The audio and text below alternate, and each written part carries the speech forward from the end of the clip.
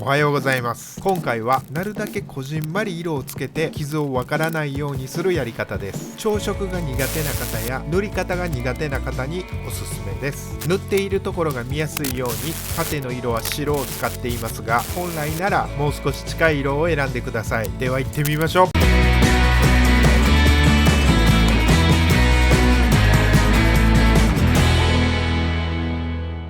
ここから色作りです。その前にシンナー多めで色をつけていくので、パテの部分にボンドを2回打ってシンナーで溶けないようにしています。なぜシンナー多めで色をつけていくかというと、いつでも調整できるようにです。よく濃いネタでパチンと色入れて、うわ失敗したっていう時、シンナーで剥ごうとするとパテも溶けてしまう。上から色入れるにしても結構きつい。かといってシーラーかまして上から削ろうかと思ってもスプレームラが気になったり、削った時に塗料もガリガリっと削れてしまったり、まあめんどくさいことになりますね。でもこの塗り方はいつでも調整が効くのでそうなりにくいです。ここでパレットにしている透明の板は僕がパレットとして使っている製氷皿の蓋です。作りたい色の材の上にこの透明の蓋を置いて色を作ると結構作りやすくていいです。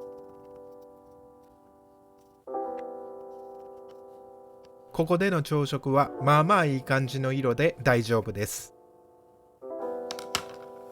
ここから色付けです。この塗り方の基本は傷の上だけにちょんちょんちょんと色をのせて、離れた目で見てちょっと赤っぽいなと思えば黄色を足したり、黄色っぽいなと思えば赤を足したり、白っぽいなと思えば黒を足したり、その都度都度調整しながら塗っていきます。少し離れた目で見るっていうところがこの塗り方の一番重要なポイントです。この塗り方だとこんなん人間で描かれへんような柄やんみたいなのもうまくぼかしやすいです。薄めに色を入れてる分手間はかかりますが調整も効きやすいので便利な塗り方です。塗り方が分かりやすいように塗ってあるところは全て出しているので、この色が強く出てるからこの色入れた方がいいんじゃないかなとか考えながら見てもらえると嬉しいです。その都度調整していますので、僕が何の色入れたかっていうところもチェックしてもらえると嬉しいです。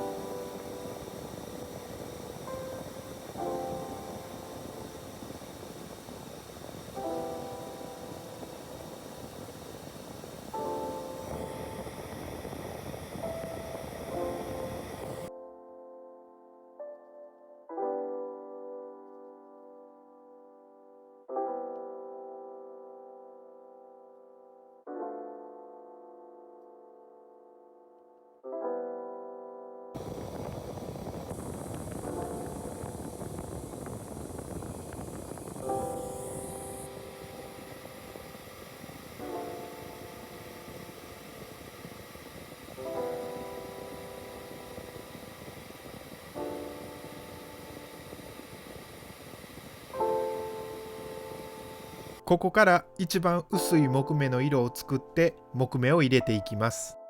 スパーンとはっきりした木目を描きたいので、薄い塗料で描くとぼやっとぼやけるだけなので、濃いめの塗料で描いていきます。